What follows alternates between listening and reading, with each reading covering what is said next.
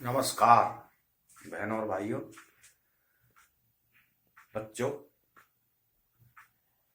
आज का जो हमारा विषय है, जो हमने कल छोड़ा था कि सरकार किसे कहते हैं, लोकतंत्र क्या है, उससे आगे चलते हैं और आज बताते हैं कि भारत में जो शासन प्रणाली है, जो सरकार है, उसका स्वरूप कैसा है, कैसे सरकार का स्तर होते हैं और उसके कौन कौन से अंग होते हैं,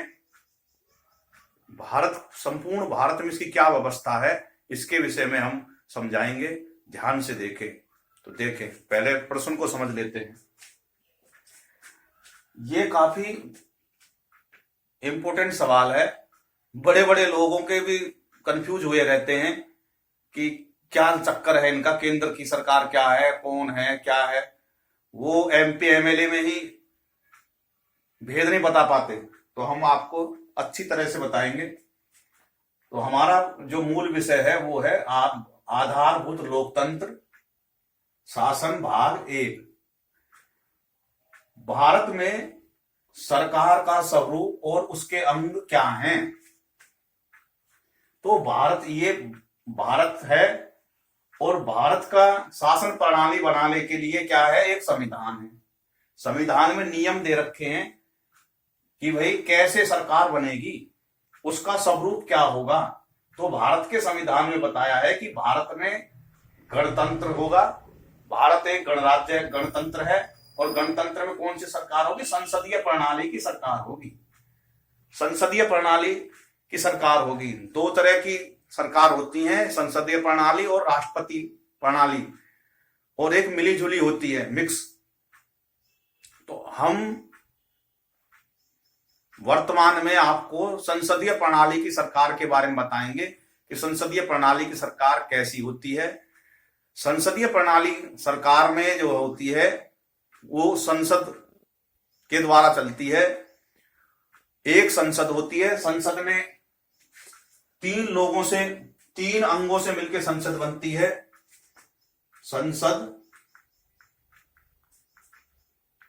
संसद में सबसे बड़े स्तर पे होता है राष्ट्रपति। फिर संसद के दो सदन होते हैं, लोकसभा और राज्यसभा। संसद के तीन अंग होते हैं, लोकसभा, राज्यसभा और राष्ट्रपति। जो लोकसभा होती है उसे निचला सदन बोलते हैं और राज्यसभा को ऊपरी सदन बोलते हैं।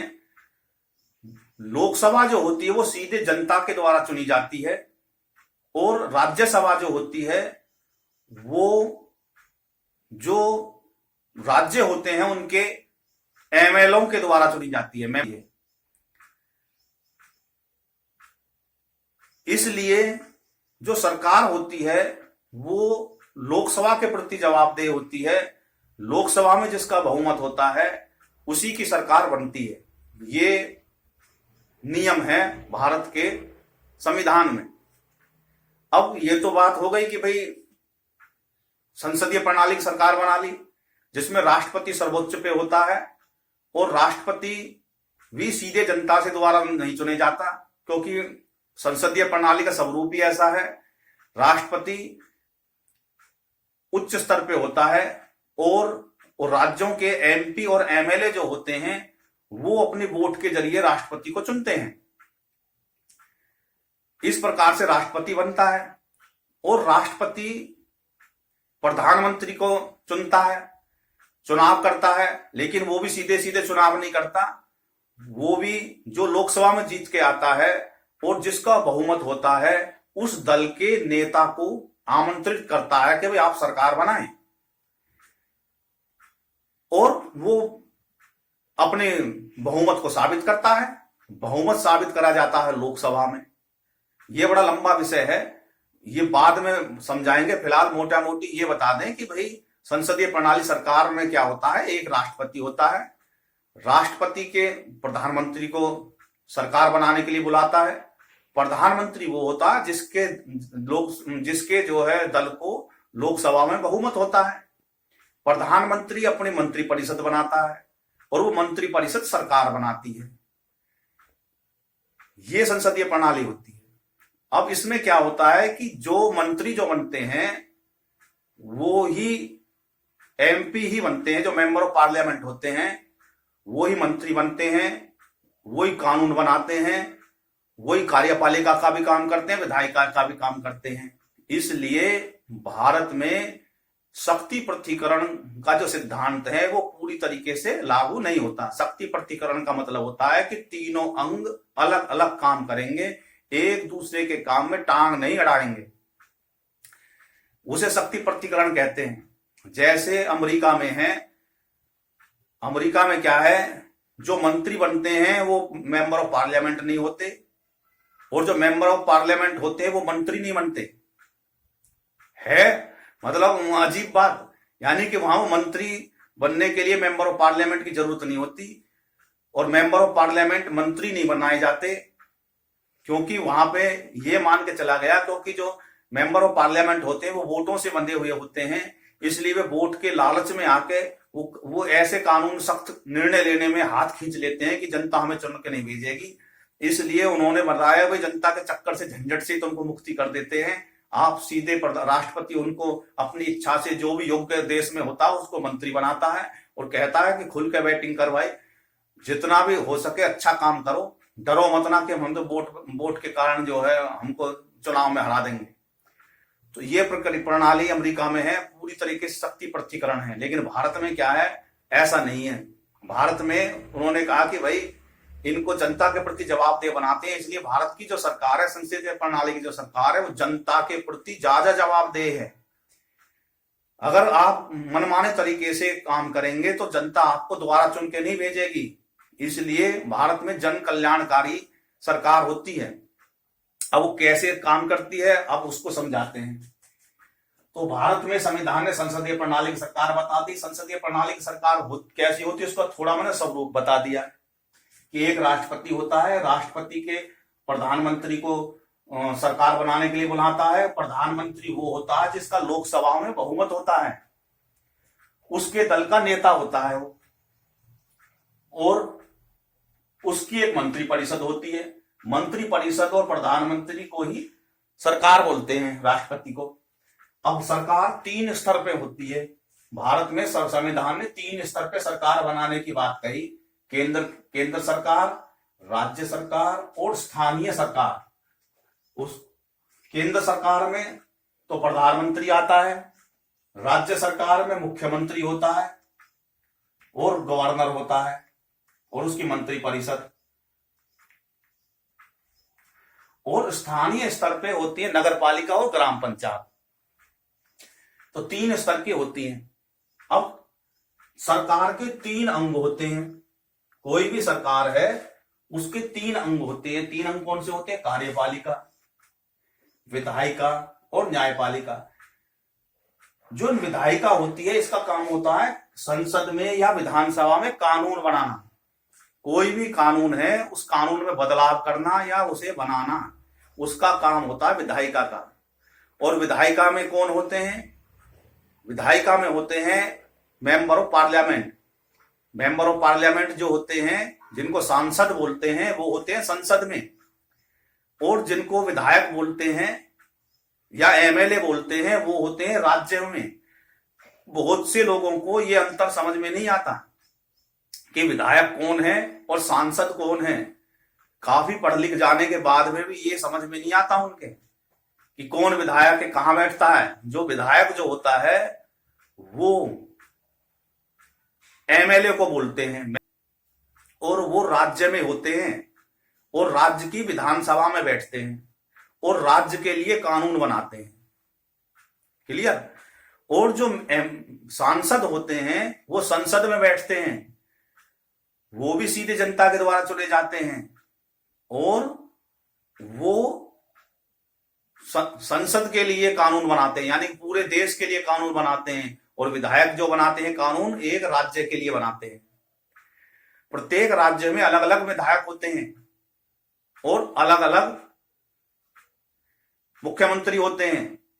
लेकिन केंद्र स्तर पे एक ही प्रधानमंत्री होता है पूरे देश का, और सांसद अलग अलग राज्यों के अलग अलग होते हैं, उनकी कॉन्स्टिट्यूएंसी बनी होती है और उनके चुनाव लड़ने की प्रक्रिया भी अलग है।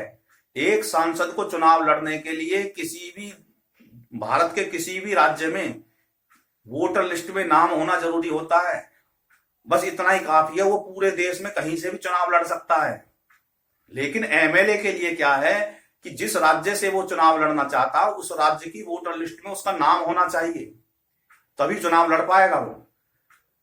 ऐसा नहीं है कि हरियाणा की वोटर लिस्ट में नाम है वो यूपी में जाकर चुनाव लड़ ले, नहीं लड़ सकता, क्योंकि उसकी वोटर लिस्ट में वहां नाम नहीं है।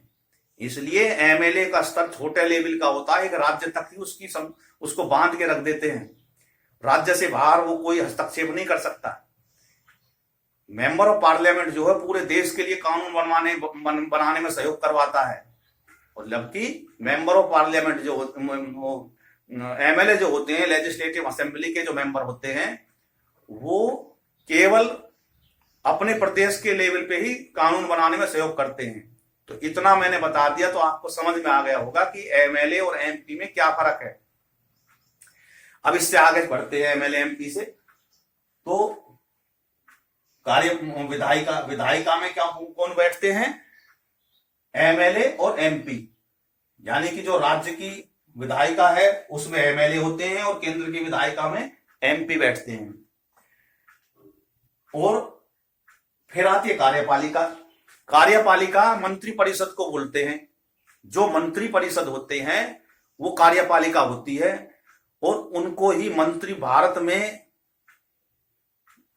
मैंने कहा कि शक्ति प्रतिकरण नहीं है, जो विधायिका होती है उसी की जिम्मेवारी, उसी का दूसरा रूप होता है मंत्री परिषद, और मंत्री परिषद जो होती है उसकी जिम्मेवारी होती है जो हमने कानून बनाया है उसको जनता के बीच में लागू करना, और जनता को से जो भी परिवर्तन की मांग आती है वो मंत्री के पास में जाती है। एक एमएलए भी है जो मंत्री नहीं बना हुआ था, मंत्री से के पास में जाता है कि भाई इस कानून में ये गड़बड़ी है, आप इसको सुधरवाएं या कोई नया इसमें प्रावधान जोड़े।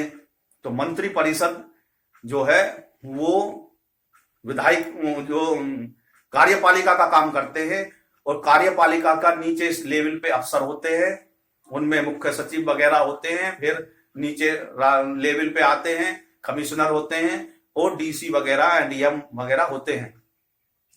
उनकी जरिए से वो उनको निर्देश देते हैं कि हमने कानून बनाया, आपको लागू करना। उसके लिए नोटिफिकेशन होता है, और नोटिफिकेशन होने के बाद में वो जनता के पे लागू हो जाता है। और जो मंत्री होते हैं वे घूम घूम के पूरे राज्य में भ्रमण करते हैं, और वहां पर जो भी कोई समस्या आती है उसके निवारण के लिए सीधे मीटिंग कर देते हैं और सीधे आदेश पारित कर देते हैं। और इस प्रकार से उनके द्वारा ही शासन चलता है। मंत्रियों की एक परिषद होती है, उस परिषद का जो नेता होता है वो मुख्यमंत्री होता है राज्य में, और केंद्र में प्रधानमंत्री होता है। मंत्री और उसकी परिषद ही विधायक कार्यपालिका होती है। अब कार्यपालिका भी समझ में आ गई। कार्यपालिका क्या है? कार्यपालिका काम है बना हुए कानून को लागू करवाना, और उसकी बारीकियों में को जांच पड़ताल करवाना, और उसमें कोई कमी बेसी रह गई है तो उसको दुरुस्त करने का काम कार्यपालिका का है। वो कार्यपालिका विधायिका में आती है और वो उसके बिल लेके आती है, और जितने विधायक होते हैं उनके सामने रखती है, भाई हमारे इस कानून में देखो कोई कमी, तो जो कमी रह गई थी हम उसे दुरुस्त कर रहे हैं। विधायिका को उस पर चर्चा करती है, और चर्चा करने के बाद में कानून पास हो जाता है। अब आती है न्यायपालिका।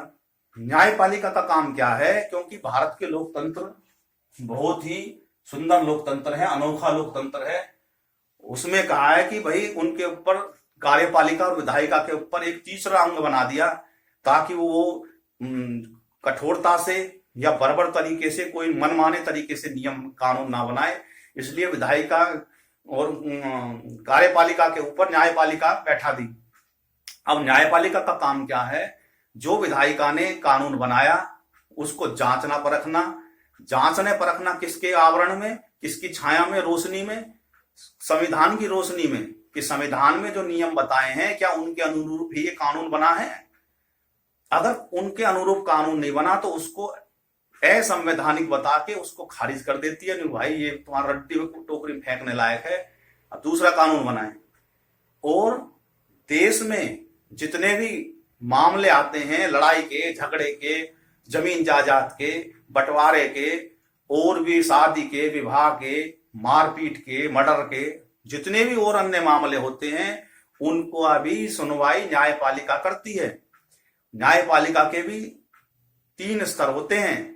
एक राज्य के लिए, एक देश के लेवल पे सुप्रीम कोर्ट होती है, और राज्य के लेवल की सबसे उच्च जो निकाय वो संस्था है वो हाई कोर्ट होती है, और लोअर स्तर पे जो होती हैं वो स्थानीय अदालत होती हैं, जिनमें जिला जज होते हैं जिला लेवल पे, और जिला लेवल के बाद में और भी छोटे लेवल पे होते हैं, वो उनको सब डिवीजन में बांट देते हैं।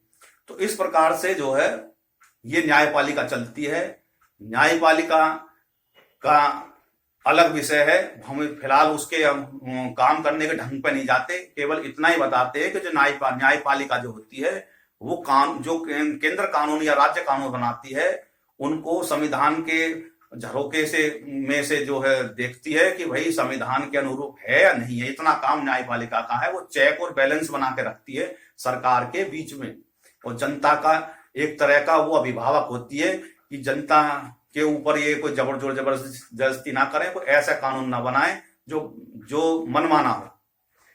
तो सरकार के मनमानेपन को रोकने के लिए चेक और बैलेंस बनाया गया है वो न्यायपालिका के द्वारा। तो इसलिए सरकार के 3 अंग होते हैं। एक मैंने बताया शक्ति प्रतिकरण के बारे में बताया। शक्ति प्रतिकरण का जो सिद्धांत होता है वो ये होता है कि सब अपने अपने दायरे में काम करें, एक दूसरे के दायरे में टांग ना अड़ाएं। विधायिका का काम केवल कानून बनाने का है तो अपना तो कानून बना भाई। कार्यपालिका का काम है भाई कानून जो बनाया विधायिका ने वो लागू करवाने का काम है, या नए कानून बनाने के लिए जो मसौदा है वो विधायिका को सौंपने का है। इतना काम कार्यपालिका का है। और जो न्यायपालिका का काम है वो कानून बनाना नहीं है, उनका है कानून जो बना हुआ है वो संविधान के अंडर में जांच करनी है कि संविधान का अनुरूप है या नहीं है। तो जो न्यायपालिका है वो कानून नहीं बना सकती, विधायिका कानून बना सकती है लेकिन न्याय अदालत नहीं लगा सकती अपनी। यानी कि विधायिका जो है अदालत नहीं लगा सकती, नहीं कार्यपालिका अपनी अदालत लगा सकती। ये तीनों के काम बांट दिए गए हैं, इनको शक्ति प्रतिकरण कहते हैं। लेकिन भारत में क्या है, विधायिका और कार्यपालिका एक ही है, मिली जुली है, और वो दोनों जनता के प्रति जवाबदेह हैं। इतनी ही बात थी जो हमने आज जो है इस वीडियो में आपको बतानी थी कि सरकार के 3 स्तर होते हैं, केंद्र स्तर, राज्य स्तर और स्थानीय स्तर। केंद्र स्तर पे केंद्र सरकार होती है, राज्य स्तर पे राज्य सरकार होती है, स्थानीय स्तर पे ग्राम पंचायत और नगर पालिका वगैरह होती हैं। अब ये नगर पालिका और ये क्या ग्राम पंचायत क्या होती है, ये अगला विषय है। मैंने केंद्र और राज्य के स्तर की जो सरकार के स्वरूप है वो मैंने बताया। इसमें अगर किसी को कोई समझ में बात नहीं आई हो तो इस वीडियो में जो कमेंट का जो बॉक्स है उस पर आप कमेंट करके पूछ सकते हैं, तो मैं अगली वीडियो में उसको और भी ज्यादा गहराई से बताऊंगा। इस वीडियो में इतना ही। बहुत बहुत धन्यवाद। जय हिंद, जय भारत। बोलो भारत माता की जय।